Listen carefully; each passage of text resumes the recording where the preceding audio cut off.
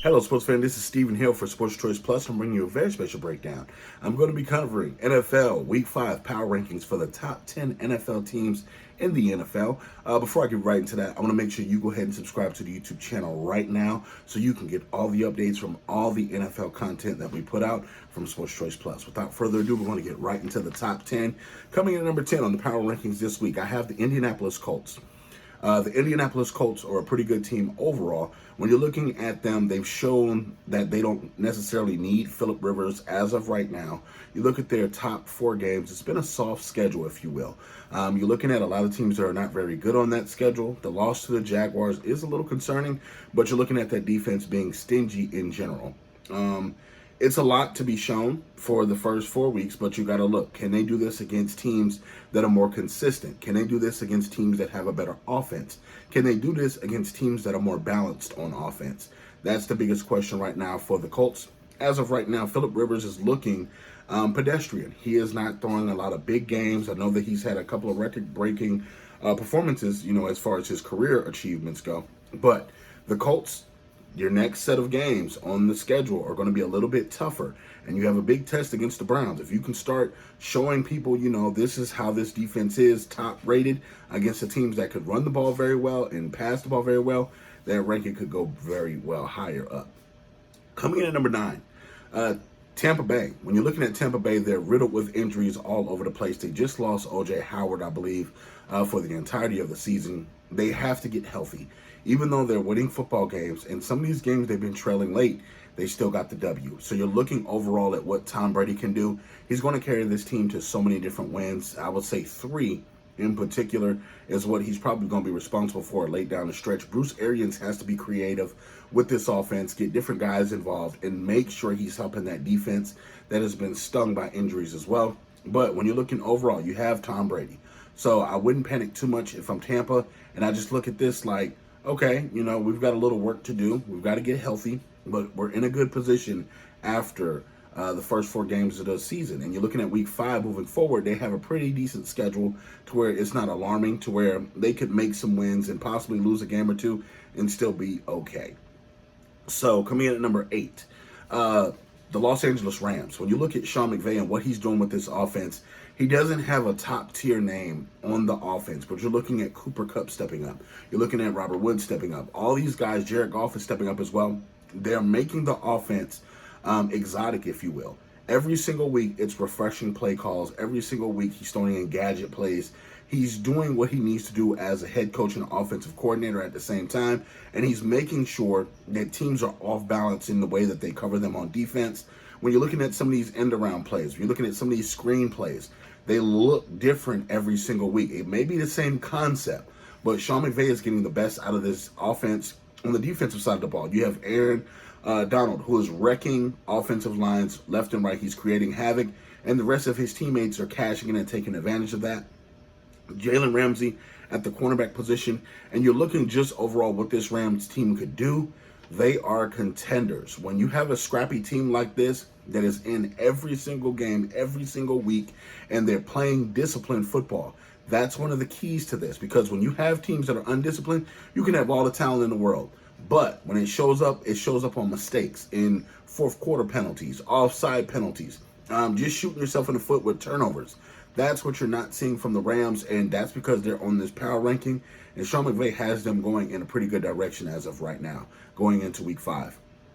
Coming in at number 7, as you know, the Titans did not play this week, but I still am high on the Titans. I think that they're a pretty young, good football team. I expect a lot of big things for the next 4 games from them, so I'm putting them at number 7. Nothing's really changed from them because they had a bye week. That's the only difference. And because they didn't have any action, they can't really move up in the power rankings. Coming in at number 6, similar thing with the Steelers. The Steelers, pretty good young team as well. I'm excited because I want to see the Titans-Steelers matchup, even though they have buys due to, the test that was positive for a lot of guys in the NFL. But you're looking at the Steelers and saying, for the next 4 games, what are we going to see? Are we going to see a Big Ben-led offense? Are we going to see the defense lead? Mike Tomlin has a lot of weapons on offense and defense. Fitzpatrick in the back, that safety position. He is back their ball hawking and making sure the defense is in the right sets, in the right plays, and they're playing pretty good on both sides of the ball. You look at Juju Smith-Schuster. I think Ben needs to get him the ball more, but if he's comfortable only catching 4 or 5 catches a game, that's fine, but he does the dirty work. You see him finishing off blocks. You see him coming out of nowhere, getting fumble recoveries. He's diving in the piles, trying to make sure he gets those fumbles on the offensive side of the ball. So the Steelers are really a complete team at this moment. They're the most complete team that I've really seen at this very time as far as, defensive stars on the defense, Big Ben-led quarterback. So it's pretty good overall in Pittsburgh. Coming in number 5. You're looking at Buffalo Bills. They've been very impressive. You've seen what they did against the Rams. You saw that game on national TV, what they did against the Raiders. And you're just seeing, okay, what's the limit for these guys? I want to focus in on the offensive core for Buffalo. When you're looking at John Brown, when you're looking at Cole Beasley, when you're looking at Stephon Diggs, this is not a big wide receiver core. It's not a tall wide receiver core, but their route running is defined. Their getting to the right place at the right time is there. It's Josh is getting them the ball quickly. And when I mean bombing the ball downfield, it was a couple of passes that were off the mark. But when you're seeing Josh Allen have time to throw the football, roll out the pocket a little bit and launching these balls, and they're coming down with it, a couple of great catches by John Brown, and this defense is becoming more consistent. They're getting healthy. They're getting a lot of their stars back. And when you look at that defensive line, they are putting pressure on teams and making sure they can't run the ball, so they're making them one-dimensional. So now you're throwing right into the Bills' hands on defense, and then it's turning over the ball left and right. So the Bills are being more consistent. They are growing. They are taking steps forward to not only be a AFC East champ, but they're looking like playoff contenders right now. So that's why I have the Bills at number 5. Coming in number 4, the Baltimore Ravens. You look at the Ravens as 2 weeks ago losing to the Chiefs on Monday Night Football. They had a pretty good bounce-back game against the Washington National Football Team, and you're looking just overall what you're seeing. Lamar Jackson is running. He's running, and I think that's going to make this team more deadly than him passing.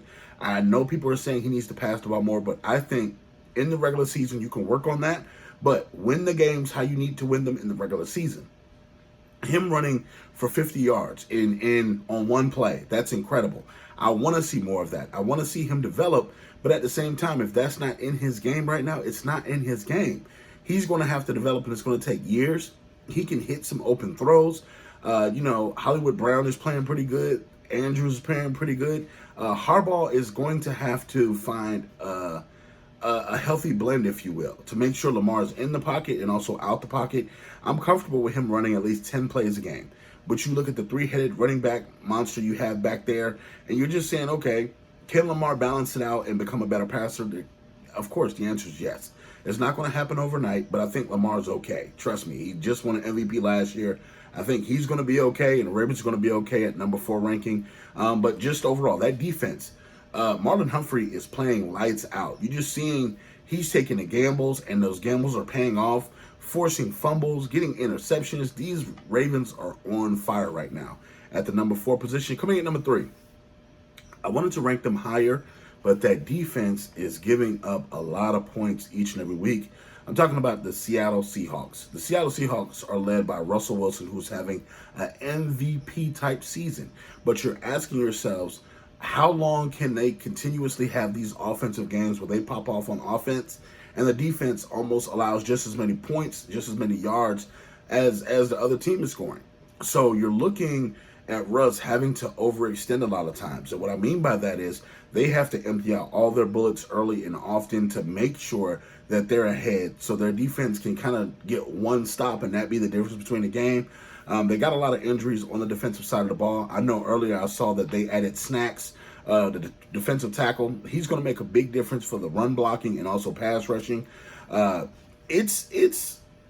a pretty good team. The only thing that scares me is the defense could possibly get them in trouble if one of these games they're in a shootout and they don't stop a defensive team. They don't stop a team on defense, and it becomes truly a lot on one guy. Russell has to have a great game every game for them to win. I don't see them winning a lot of games as far as shootouts go in the future if you're taking on teams that have high balanced offense. If they face Aaron Rodgers and company and their offenses are clicking, you got to ask yourself, will the Packers on defense be able to slow them down?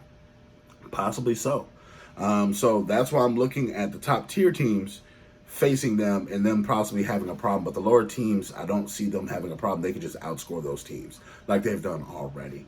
And I think the Seahawks are a pretty good contender as well. People have to watch out. They don't realize how good Russ is. A lot of people don't watch Seattle that often because of obviously the time difference, and some of their games are on later.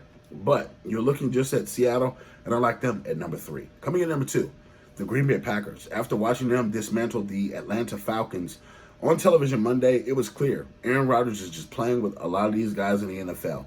The defensive side of the ball, you don't have answers for Aaron Rodgers. He can make every throw. He can run. He can extend the plays with his legs, and he's just pinpoint accurate with a lot of these throws. You see just what he's able to do to manipulate a defense. Even though a lot of the Falcons players are backups, you're still seeing him toying with them. At one point in time, you have 3 wide receivers open and a tight end open, and it's almost like pick your poison. Which one do you want me to throw to? Aaron Rodgers is balanced. You're seeing just how well his offensive line is protecting him right now. And when you have that kind of protection and a defense that is giving you turnovers, they're making key stops. The linebacker core for the Green Bay Packers is playing out of their mind. The defensive line for the Packers is creating pressure. So those things are good. That's what I like to see, and that's why they're ranked at number 2. I think Aaron Rodgers is having an MVP type season as well. And when all these people are talking about, Patrick Mahomes, they're talking about Russell Wilson, and Aaron's like, hey, I'm an MVP too. Don't you got to look this way because I can win the MVP too. He's playing extremely well, and I think that he's up there throwing touchdowns just like Patrick Mahomes and company. And these guys are out there balling as well.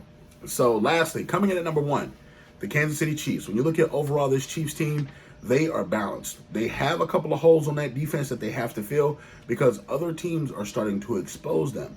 When you're looking at the way that they played against the Chargers gave a lot of people the blueprint to possibly slow down this offense, not to confuse it with, they're just going to get beat. But no, the Patriots did the same thing. The Patriots gave them different coverages and different looks. It took Mahomes maybe 2 quarters to figure that out, but after he figured it out, it was game time. You look at Tyreek Hill, Kelsey, Andy Reid is making sure these guys have balance on offense. It doesn't matter if their run game is not the best run game. They're going to play a little bit of run into a lot of passing. And I like what I'm seeing out of Andy Reid, and I think his play calling has been refreshing as of late. You're looking to see, okay, what's the next move for the Kansas City Chiefs? What team is going to challenge them? And after they play the Patriots, I do not see another team besides the Chargers that they play again that's going to give them that kind of scare that it's going to slow them down.